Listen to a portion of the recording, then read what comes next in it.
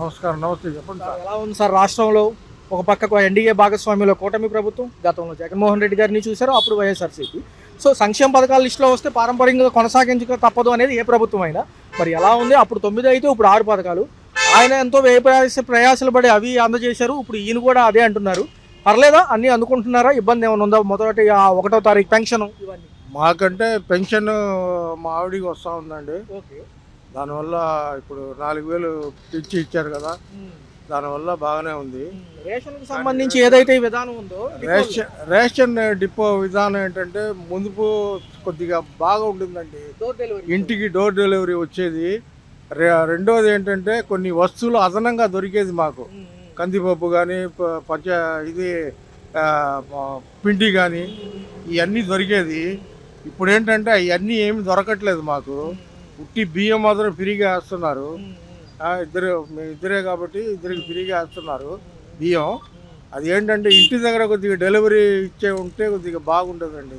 అంటే రాష్ట్ర ప్రభుత్వంలో మన చంద్రబాబు గారు ఏమంటున్నారంటే 2.66 లక్షల కోట్లు ఇప్పుడు వరకు అప్పు అయింది 18 నెలల్లో కూడా. ప్రతి పథకానికి కూడా ఇంత వ్యయాలు అవుతున్నాయి. కొంచెం జనం కూడా చూసి ఆలోచిస్తే బాగుంటుంది. రెండోది ఏంటంటే ప్రతిదానికి కేంద్రం పైన ఆధారపడడంతో ప్రతిదానికి వాళ్ళు అప్పు ఇవ్వట్లేదు అంటారు. అప్పు అనేది కాదండి, ఇదేంటంటే ఇది ప్రజల యొక్క బాగుబాగులు చూడడం ఉంటాయండి. ఇప్పుడంటే మేమంతా ఏంటంటే మా వయసు అయిపోయిన వాళ్ళంతా వెళ్ళిపోయి రేషన్ కొట్టు దగ్గర క్యూలు ఎక్కువైపోయి పెట్టే బదులు ఇది మనం మునుపు ఏంటంటే తీసుకొచ్చి మనకు ఆ వాడకి తీసుకొచ్చి ముందుకు నిలబెట్టి ఆ వాడలో వాళ్ళు మాత్రం ఒక 20 మంది 30 మంది ఉంటారు, వెళ్ళి తీసుకొచ్చుకునేవాళ్ళు. ఇప్పుడు అలా కాదు, జనం గుంపుగా కూడిపోయి అక్కడ మాకు చాలా ఇబ్బందిగా పడుతుంది. అది ఒకటి. కొన్ని ఇదే విధానంలో మాజీ ముఖ్యమంత్రి గారు మొన్న మీడియా ముఖంగా అన్నారు, ఏదైతే లేవలేని వాళ్ళు, ఈ వికలాంగులు, లేకపోతే కొంచెం వయసు మీద పడిన వాళ్ళకి ఇది ఇబ్బందులుగా ఉంటాయి. అందులోనూ ఆరోగ్య విషయానికి వస్తేనేమో ఇప్పుడు ప్రజెంట్ ఆరోగ్యశ్రీ లేదు. ప్రజెంట్ ఏంటంటే వచ్చే ఏప్రిల్ నుంచి ఆరోగ్య బీమా పథకం ప్రతి మనిషికి ఒక కుటుంబానికి 25 లక్షలు అంటున్నారు. గతంలో ఆరోగ్యశ్రీ ప్రైవేట్ హాస్పిటల్ బకాయిలు పట్టడంతో అది నిర్వీర్యమైంది. ఓన్లీ గవర్నమెంట్ హాస్పిటల్లో చూస్తున్నారు. ఇది కొంచెం ఇబ్బందేనా? ఇప్పుడు గవర్నమెంట్ హాస్పిటల్లో ఫస్ట్లో కొద్దిగా బాగా ఉండేదండి. ట్యాబ్లెట్లు అంతా బాగా ఫ్రీగా ఇచ్చేవాళ్ళు. ఇప్పుడు ఏంటంటే ఇప్పుడు ఈ కేంద్రాల్లో వెళ్ళిపోయి హెల్త్ సెంటర్స్లో ఇప్పుడు పెట్టారు. మందులు అసలు దొరకట్లేదు సార్. బీపీ మందులు 3 నెలలుగా లేదు మాకు. మేమేమంతా ఏంటంటే మేము ఏదో ఆ పెన్షన్ పెట్టుకొని ఇది పెట్టుకుని తినేవాళ్ళం. మేము వెళ్ళిపోయి వేలు పెట్టి మందులు కొనలేము. ఈ మునుపు ఏంటంటే ఎంత అయినా ఇది షుగర్ ఇచ్చేవాళ్ళు, బీపీ ఇచ్చేవాళ్ళు, కొలెస్ట్రాల్ ఇచ్చేవాళ్ళు, అన్నీ ఇచ్చేవాళ్ళు. ఇప్పుడు ఏంటంటే మందులు చాలా కొరతగా ఉంది. అది కొద్దిగా ఆలోచిస్తే కొద్దిగా బాగుంటుంది అనుకుంటా. ఎక్కువ శాతం మనకు వచ్చిన వైద్య కళాశాల కానివ్వండి, అనేక రంగాలు ప్రైవేటీకరణ అంటున్నారు. విశాఖ ఉక్కు కానివ్వండి. అప్పుడు మనకి మరి అడిగే హక్కు ఉండదు కదా చాలా వరకు. దానివల్లే ఏంటంటే ప్రైవేట్ వెళ్ళిన దానివల్ల ఏంటంటే ఇక్కడ అసలు చేయాల్సిన పనిలో ఏంటంటే వచ్చే దీంట్లో కూడా ఈ వైద్య రంగానికి ఎక్కువ మేము ఖర్చు పెట్టాల్సి వస్తుందండి.